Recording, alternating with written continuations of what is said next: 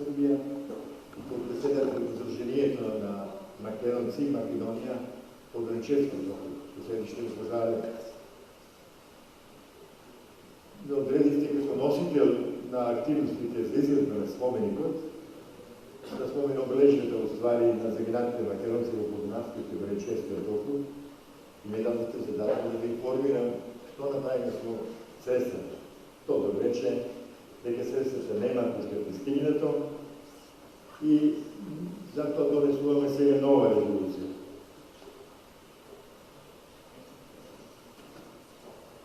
Спомен обележите го правиме за загинатите, ќе повторам тоа поново, никогаш не е на одмет, за загинатите македонци од Првата светска војна, од вториот варварски батальон, кој први 1300 македонци мобилизирани се по Гостове, Петово, Кривопаланка, Кратово, Кратово и Кривопаланка. Загинале вкупно 1295, колку поновно ставно да се млаптиме, од кои во борбите за ослободување на Смедрево во Гродска и Гродска 473, на Котолчка коста 627, во заштита на колоната со војници кои биле ранети, изнемогли или народот кој се од Србија повлекувал за пејт на Косово, да би потоа на Скадер, прошло до Скадер, и на емиграција на този начин на острвата на Јадрен, 140 погинали во одредената колона по пат. Од пожаревот фактички отаде до пејт на Косово. Албанија покушале да ја предат 60 дни само кои преостанали уште, меѓутоа 5 дни само прежде останатите погинале на албанските војни. Спремајќи се за ова книга која га има издадена бар да се почувајте во мир, гледав управо како се убивани Италија и како се свлечени потpuno голи, смрзнати и така умреле. Белата смрт ми взела заправо животот. Тоа беше многу жалостно да се гледа. Резолуциите кои донесоме на 9 август 15 година, 16 август, како рековме, не уродија со услов. Во минатата година искочи уште еден проблем, а он се вика одобрење за негова изградба кој треба да ја даде Министерството за рад, запошлявање, боричко и социјално прашање на Србија. Има големи маки со них прво да дојдам до телефон и да дојдам до некој контекст со заменикот на министерот Вујин, кој го води тоа министерство, да го прашам што треба да направам да би добило одобрење тоа. Се слушнав, имам непријатен разговор, на крајот ми рече дека треба да дадам захтев во име на македонската заедница. Го напишав тој захтев и го пратив на 25 јули 2016 година. Кога бев тука пред 2 години, добив некако веза да се видам со председателот на Република Македонија, неговата екселенција е доктор Ѓорги Иванов, кој ме прими во Охрид на 17 август. Имав прекрасен прием, кој траеше 45 минути, не саслушам буквално за се. Му реков дека скоро ќе дојде, ми рекол дека скоро ќе дојде српскиот председател, Тома Николич, и дека е ова права шанса, да му кажеме, ако треба ти паритетно да спомени сите тие што има, да изгледат негови спомени. Меѓутоа, стана збор за тоа, али очигледно не се договорило, чак испадало малку и роговртно вака.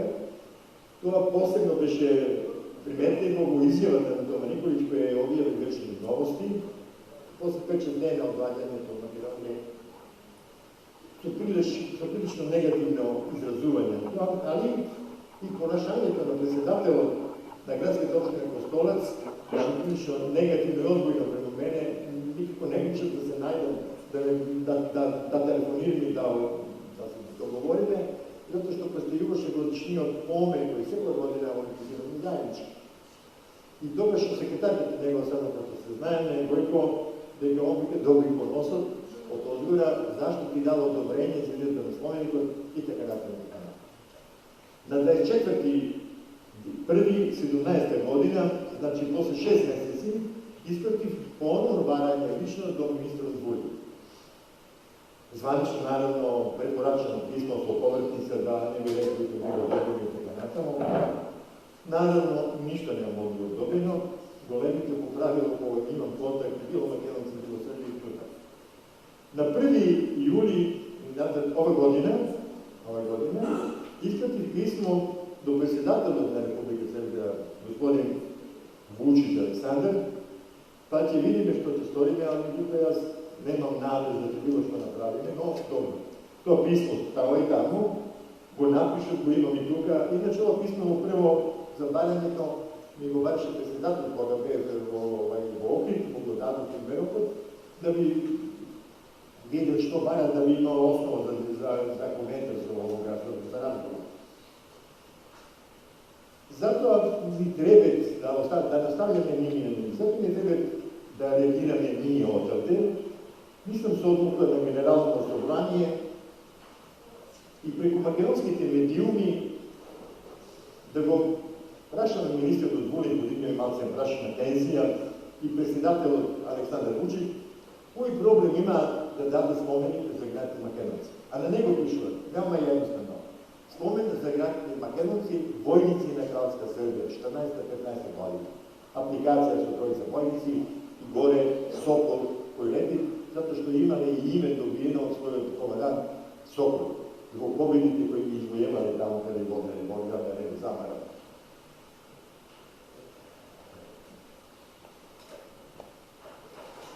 Vidite, nije, ne znam koji amunicitet ima prema Makedoncite, ili ne sakat, u stvari, kako da ne učestvovali, zato što imate nespomenje kada imam lično odeno jaz, koji se navođa do Kragovac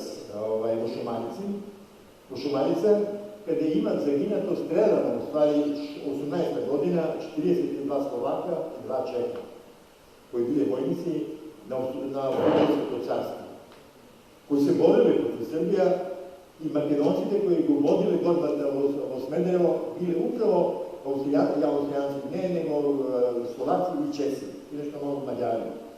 I se setile posle nekoliko godini da sabotirat, međutim bi sredili zbog toga što organizirali da begati, da ne mora dalje.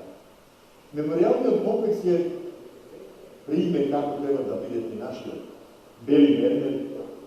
Na vlezu stojat 2 duri, 2 lava, a na vrhu se navođa figura otvorila su rašireni krila. Prekrasno da se vidi, a naš predlog je spomenik Basirom, stvarno, šteta da go pogledaš. Ovo na zaginat 42 plus 2 prema 1295 stvarno ne primere. I moram tuga nekako da go ako popravim, ako uspeme to da pravime, nego da pravime ljudski kako liči na broju koji zaginale tamo. Всяка година во јули месец доваѓаат званичниците од Словачка и Чешка со амбасадорите и опресно се објавуваат во медиумите во Србија. А кај нас на годишен помен никогаш не дошол македонскиот амбасадор. Ради него не доаѓаат ни издруженијата други од Србија кои си председатели, меѓу кои беше пријателите од присутна за Колечка боја. Так, Кочо Раци да го ти го водиш. Не доаѓаат затоа што вика не прифатило македонскиот амбасадор, што ви ние сте дошли да даваме помен на нешто што не пишено в Македонија. Нека пишено своите деца. На 7. мај 17. година вечерни новости објавија отварање спомен обележја на подунавските шваби, кои го логорот за интегрирање во Бачки Јареца изнад село изнад Панчево страдале во Втората светска војна.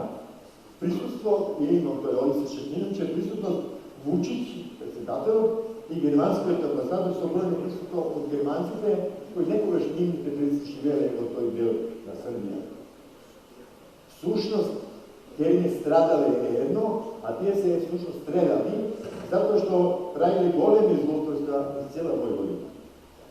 Сите овие успоредби и чиненици да подолго од 1 година чекаме да ни дадат одобрение, немамо никаков одговор, веројатно и безначно да чекаме. Ние би требале да бараме, да македонската јавност познаеме со тоа и да бараме званична помош од нашите органи на Република Македонија, да стават во контакт званично, како што да правиме, како да тој проблем решиме, да не молјакаме веќе едношто. Министерот, и да завршам со тоа, Дачи, упорно бара реципроцитет. Два пати го имам слушано во Атина, збори така се наполи комплетно, и задњето 3 месеци пол дена, како више БРМ, заправо Македонија не е вика, не ќе вика Србија Македонија, него ќе вика БРМ претенката. Што израза бурен аплауз кај сите, а тука беше присутен нешто ќе се даде на Грција. Ние предлагаме, јас предлагам, Сдруженијето на македонската заедница, во нашиот допис од заедница од Генералното собрание, да бараме и ние реципроцитет. Зашто да не? Да го нашиот споменик тие подигнат србите во село Петка Костолец или ќе ги снема, како што ја снема плочата на загинатите бугари. Тоа бараме ние реципроцитет. Вие споменик таму имате и тоа споменикот тие го има на Кајмакчала. Ако не да даете да всички тоа, ќе се случи нешто недобро, да спомениците ваши, да се наоѓат таму. Просто мора малце да видиме и непријатно, може и како да скршне, али тоа наравно да се напише убаво. Би сакал, ако да слушнам, дали ние во Врачевскиот округ мислиме добро или не, и дали е тоа пат да се реши, да се направи тој споменик дајнес во Врачевскиот округ. Да загинати 1295, мислам, да заслужуваат више него тоа. Да ја гледавте како се сликувани во вамо, тоа е стварно. Кога би ви кажувал, а имам, понова ја мислим дека имам зборено за тоа, како ослободили Смедерево, 850 македончиња, кои скакале во робовите каде биле 6000 војници. Војниот извршувач Владислав Петковиќ Дис, војни извештач бил, песникот иначе покасно, цитирам во книгата во тоа, скакале како разјарени тигричи, во робовите кои да ги девојките чекат со расширени дати. А тие млади 20 години, 21, никој не натувале. Наравно, во така, се уплашиле, пошто чеси ги овој кои биле, се вратиле према Дунав, низврта така, и масно нив погинале така со Помпелоно, али најкои ке поминале и се удавиле во Дунав, затоа што на бродовите се качиле, бог фрлање вода и се знаме што се претвориле и така да виделе за 8 часа борба. 1000 војника утепани или удавени, 2000 се робили, се оплашиле сите, дојали застави така на тоа давале. Така да голем успех има даден тога. Имало и роба, родители кои дошло со намирници и така натаму, тогаш вика Смедерево славеше како слава имало што да се јаде, и шеќер, и чоколади за децата и така натаму. Јас би сакал да слушам што ви мислите, дали е овој добар предлог или може да има нешто други предлог. Како да го тој споменик изградиме, людски, досмислено, со пари кои ќе дајат македонската заедница, диаспора во пари.